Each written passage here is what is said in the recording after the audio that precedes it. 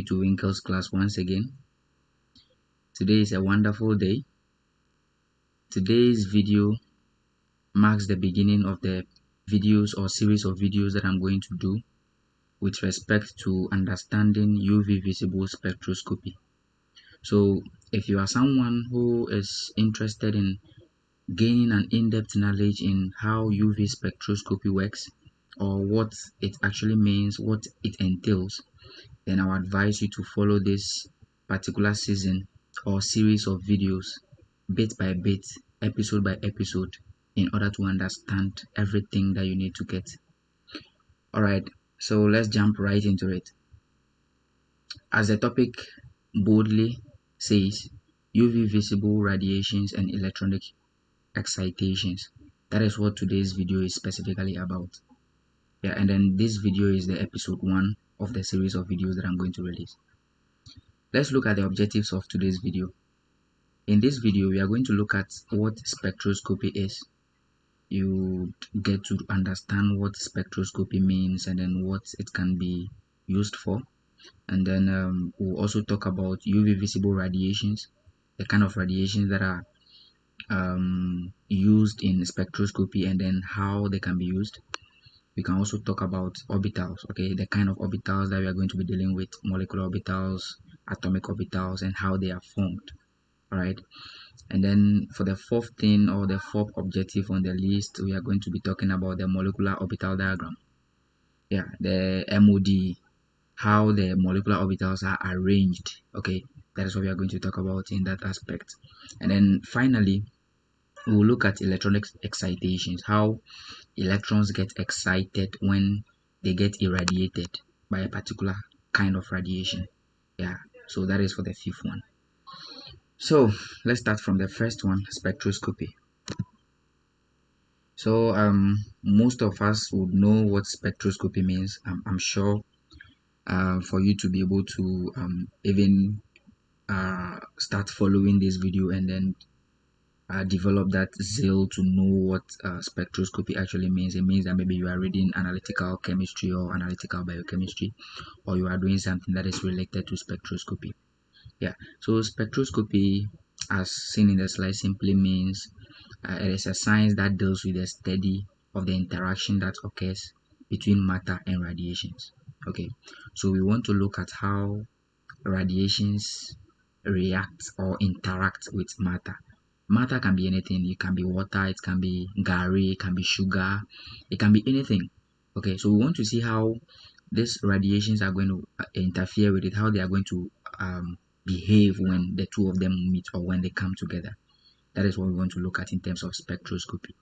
And for the purpose of this video, the radiations that we are going to be dealing with here are electromagnetic radiations.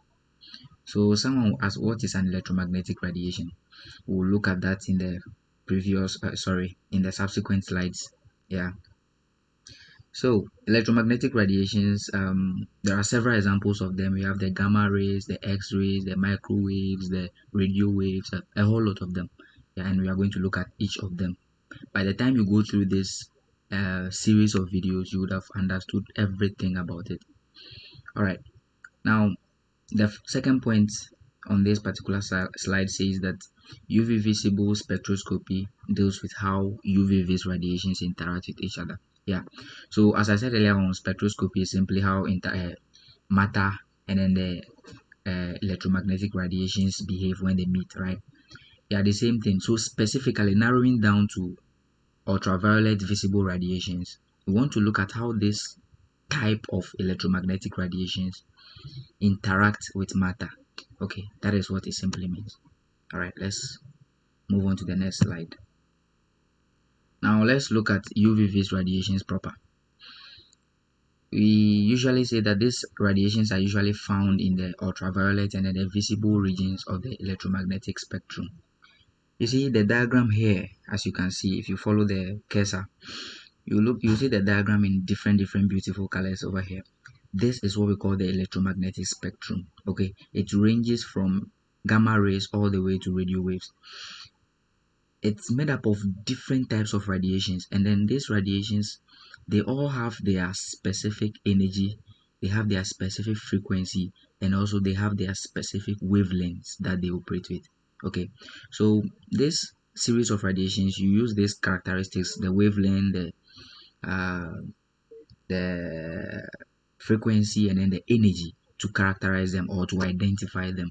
All right, but for the purpose of this video, we are going to narrow down to just the ultraviolet and then the visible region. And then these are the regions, as you can see, as the cursor indicates. The UV region is here, which is the ultraviolet region, and we also have the visible region, which is the yellow bar in between the UV and then the IR.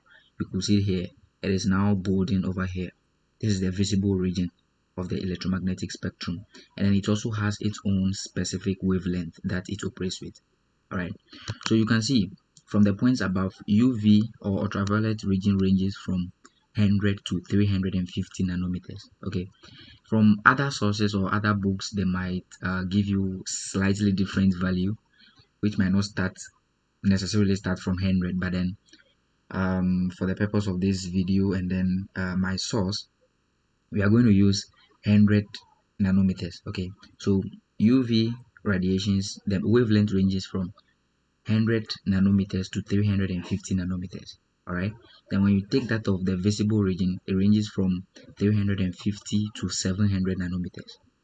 All right, so combining these two regions, okay, we're calling it UV-Vis or UV visible. We can say that that region, that broad region, can range from what, 100 to 700 nanometers. That is combining the two of them at the same time. Okay, yeah, so you could see that this region, okay, it has its own specific characteristics and how it will interact with whatever matter that you expose it with. All right, we are going to look at detailed aspects of each of these interactions. Let's move forward. Let's look at orbitals. You realize that I chipped in orbitals because I want you to understand, okay, how these orbitals are formed, and then how these orbitals are going to help us understand this interaction that we've been talking about. All right, so now let's try to recap. I know most of you would have known a lot about orbitals, and then some of you are even experts in this, but let's just recap a bit and try to brainstorm, understand, get a fresh knowledge on what orbitals means and how they are formed. So atomic orbitals, as we usually say, is a region of space around an atom where there is a very high probability of finding an electron, right? So when we talk about orbitals, we are just talking about spaces or regions around the atom where once you visit that place, you are very sure that you can find an electron in there. All right, and usually the most common types of atomic orbitals that we have is the s orbital, the p orbital, the d, and then the f orbitals. Okay, all right, let's look at the molecular orbitals. Molecular orbitals are similar to atomic orbitals, just that they are a bit complex. Okay, we combine two or more atomic orbitals in order to form a molecular orbital, right? So for me to be able to form a molecular orbital of maybe atom A and B, I would have to combine atomic orbitals of atom A and then the atomic orbital of atom B in order to form a molecular orbital that is made up of atom A and B. All right, I hope you understand that. Good. And there are different kinds of molecular orbitals. Okay, we have the bonding molecular orbitals, we have the anti-bonding molecular orbitals, and we also have the non-bonding molecular orbitals. And in this video, we are going to understand how each of them are formed and then how they differ from each other. All right. Now, there is this saying that in molecular orbitals, the number of orbitals are always conserved. Okay, that is a typo. The S is supposed to be represented with R. Yeah. So the number of orbitals are usually conserved. All right. It means that the number of atomic orbitals that you combine, okay, you should get that corresponding number of molecular orbitals. Okay, so simply put, you can say that if I combine, let's say, 3 atomic orbitals, I'm expected to get 3 molecular orbitals. If I combine 4 atomic orbitals, I'm expected to get 4 molecular orbitals, something like that. I hope you are following. Let's move on. So with regards to molecular orbitals, what are the bonding molecular orbitals? All right, we know molecular orbitals, we form them by combining what, two or more atomic orbitals, right? But why do we have bonding, non-bonding, and then anti-bonding? All right, let's focus on what bonding molecular orbitals are. Usually, we say that the bonding molecular orbitals are formed when the atomic orbitals that we are going to combine are in phase. All right, when the atomic orbitals are in phase and you combine them, all right, you end up forming a bond or a molecular bond. All right, and in that bond, there is a very high probability for us to be able to locate electrons in between the two nuclei that are involved in the bonding. All right, we sometimes we call it the intermolecular space, right, or intermolecular axis, or internuclear axis, something like that. Yeah. So we want to be able to find an electron in between the two nuclei that you are combining. When that is possible, then we can classify that kind of bonding as what? We can classify that kind of molecular orbital as what? A bonding molecular orbital. Okay, so as made evident in the slide, it says that the molecular orbitals are, bonding molecular orbitals are formed when atomic orbitals combine in phase, resulting in electron density between what? The nuclei. Alright, and this leads to what? A stable bond. It leads to the formation of a stable bond because the electrons that are formed are close to each other. All right, they don't struggle in order to interact with each other. The orbitals are positioned in a way that the electrons have that opportunity to what? Come together and then form the bond. All right, and when that happens, it leads to the formation of a stable bond. And we know stable bonds are usually having what? Low energy levels, right? Yeah. So for that matter, we expect the bonding molecular orbitals to occupy the lower energy level in the molecular orbital diagram. All right, as the second point says, bonding molecular orbitals occupy the lowest energy level in the molecular orbital diagram. That is a MOD, molecular orbital diagram. Right. How then do we form the molecular orbitals? During the interaction, the orbitals can overlap head-on. All right. When they overlap head-on, we say that is a sigma bond. Okay, so we call it sigma molecular orbitals. That is a head-on overlap or head-on collision. And then when you look at the pi one, that one has to do with side by side or sideways overlap of the atomic orbitals. All right. So when the atomic orbitals are positioned sideways and then you overlap them, then you end up forming what? A pi molecular orbital. But then when they overlap when they overlap head on, then you end up forming sigma molecular orbitals. All right. Now let's move on. So this is just a pictorial representation of what I was talking about.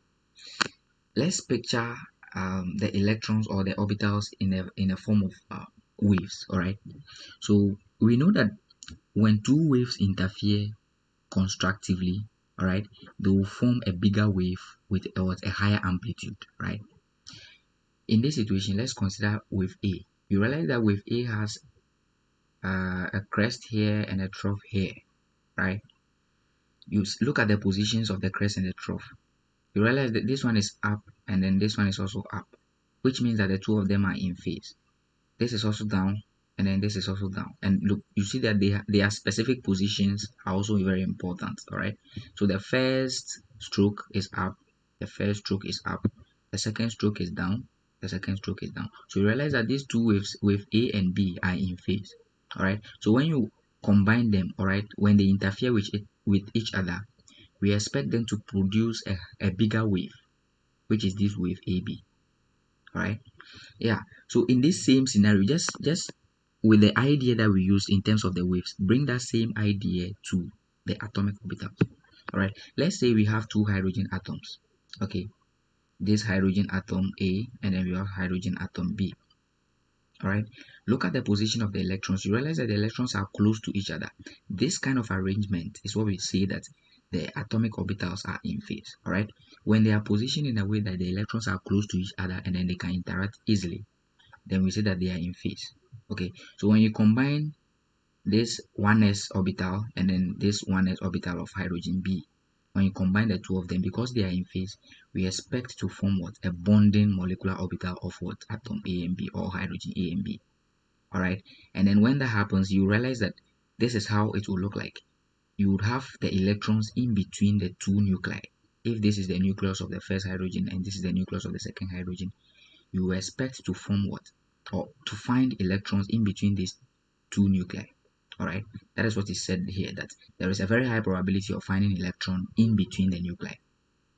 You get it? So if the two waves or the two orbitals are in phase, we form a bonding molecular orbital. Okay, and the kind of bonding molecular orbital you form depends on how the overlapping occurs. If it is head-on, you form sigma. If it is side by side, you form what? A pi. All right, let's move on to the anti-bonding molecular orbitals. So that one is just opposite to the bonding molecular orbitals. We represent the anti-bonding ones with the star or the primes. Anytime you see a sigma star or a pi star, it tells you that that particular kind of molecular orbital is the anti-bonding type. All right.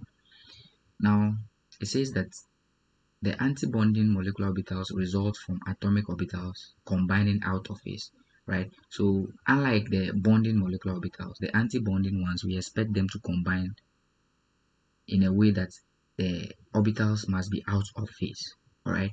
And this leads to a region of electron density away from the internuclear axis.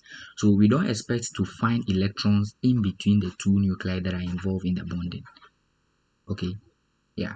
The sigma and then the pi star molecular orbitals are typically higher in energy and they destabilize the molecule. Yeah, of course. You realize that because the electrons are far away from each other, interaction will be very difficult, all right? And that will result in the formation of a destabilized molecule. And if a particular molecule is destabilized, what does it mean? It means that that molecule will be very reactive, and then for that matter, it will have what? A higher energy, right? So anti-bonding molecular orbitals usually occupy the higher energy levels in the molecular orbital diagram. Okay, now let's go through the pictorial representation.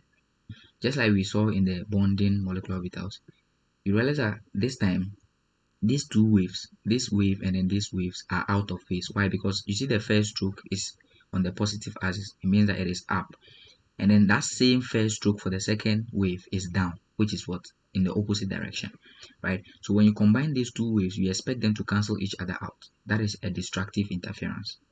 All right, the same thing happens here. So when you look at the orbitals, okay, let's say this is the first hydrogen and this is the second hydrogen. Look at the position of the electrons. They are far away from each other. And then when you combine them, okay, when you combine this 1s-a orbital and then the 1s-b orbital together, we end up forming what? This kind of bond. All right, this is what we call the anti-bonding molecular orbital. The space in between these two halves or these two lobes is what we call the node. Okay, this space, we don't expect to find any electron over there. All right, so we usually describe a node as a region where there is zero probability of finding an electron. We don't want to find an electron in there. Once we are able to find electrons here, then it means that this particular orbital is no more an anti-bonding, rather it becomes what? You know the answer yourself. Yeah, if you really understood the previous slide, then you should be able to answer that. All right, so the same representation is here. You see that the two hydrogen atoms, instead of the electrons being in between, they are what? At the opposite sides. And when this happens, we are not able to form a stable bond. Okay, and this particular system is classified as what? An anti-bonding molecular orbital system. Okay, let's move on to the next slide. The non-bonding molecular orbitals. Non-bonding, simply, before atomic orbitals combine to form a molecular orbital, they need to have something in common. That is their energy level, all right? They need to have that similarity in energy level. That is the only way they can be able to combine. But if it happens that a particular atomic orbital doesn't have an opponent to combine with, it means that it doesn't have an opponent or a corresponding orbital that has similar energy to it for it to combine. It becomes lonely, right? And we usually say that it becomes a lone pair of an electron or something like that. That particular electron does not take part in any kind of bonding. Yeah, the same scenario comes in here. So that particular orbital that doesn't have any opponents to bond with becomes lonely, all right? And then we add it, or it enters the molecular orbital diagram unchanged. So as it was as it was in the idea of atomic orbitals, it will remain that same way in the molecular orbital. All right. So we say that these are the atomic orbitals that goes into the molecular orbital diagram unchanged. They are atomic orbitals within a molecule. So it's like within the molecule, the non-bonding orbitals are like atomic orbitals because they don't have any counterpart to bond with, right? So they are single within the diagram or within the molecule. That is how they look like. And they do not take part in what any kind of bonding. So we don't classify them as um, bonding orbitals. Like when we are kind of trying to form a bond, they are not necessary in there. They don't add or remove anything from the bonding process. Yeah. Say that they are not involved in the bond formation because they do not combine in any what? They do not combine with any other orbital. They are positioned between the bonding and then the anti-bonding molecular orbitals in the MOD.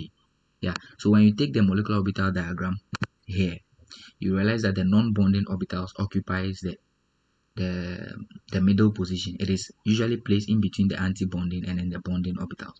You realize that the non-bonding is on the same level with the atomic orbitals A and B. It tells you that it doesn't have, its energy is not different from the atomic orbital. That's why I said earlier on that what they are atomic orbitals that are found within a molecule. So they enter the atomic orbital diagram without, sorry, they enter the molecular orbital diagram without any change. So they are just like that. So you represent them this way in the molecular orbital diagram. They are usually found in the middle. Okay. If you look at this molecular orbital diagram, it has a lot of information to communicate to us. Let's start from the left hand side. All right. This big arrow upwards shows the energy level. All right. It shows the energy level of the diagram. All right. And then we say that the energy gap or the energy difference between the bonding, the non-bonding, and then the anti-bonding, you could see the level from here all the way to the down, ranges from 125 to 650 kilojoules per mole. All right. So where the down is the lowest, that is 125, and then the top becomes the highest, which is 650. Okay. So as I said earlier on, the bonding molecular orbital diagram, molecular orbital, usually because they form stable molecules, they occupy what the lower energy, which is what the 125 level, and then the non-bonding is usually in the middle. The anti-bonding, because they destabilize the molecule, they occupy the higher energy level, which is usually 650 kilojoules per mole. Okay, all right. So this is this is how the molecular orbital diagram looks like, and we are going to be seeing a lot of it in the subsequent videos. All right, now let's look at electronic excitations. How does the excitation, or how is it possible for an electron within a particular matter to jump from one orbital to the other? Okay, let's say an orbital of lower energy to an orbital of higher energy. All right, let's go through it and see how that happens. The first statement on the slide says that the difference in energy between molecular bonding, non-bonding, and anti-bonding orbitals ranging from 125 to 650 kilojoules per mole. I think I explained that in the previous slide. Here, as I said, the energy gap from here to here is the 125 to 650. All right, that is the energy gap. All right. Now, the second point is that this energy corresponds to electromagnetic radiations in the ultraviolet region, which is 100 to 350 nanometers, and then the visible region, which is 350 to 700 nanometers of the electromagnetic spectrum. I think I explained that from the previous slides. Let me go through it again with you for you to understand very well.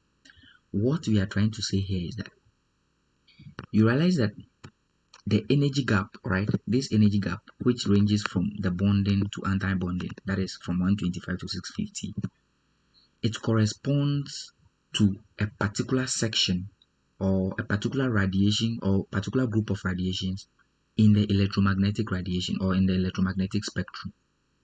Okay, which means that the radiations that are found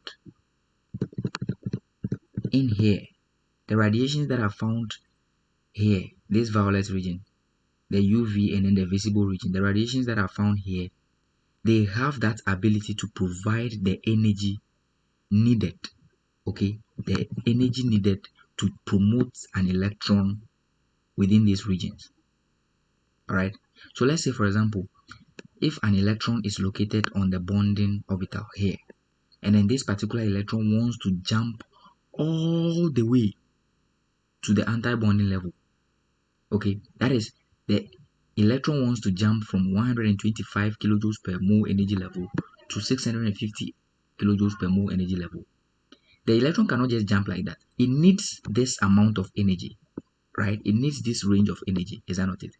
So we need to be able to supply that energy to the electron in order to enable the electron to do the jumping, right?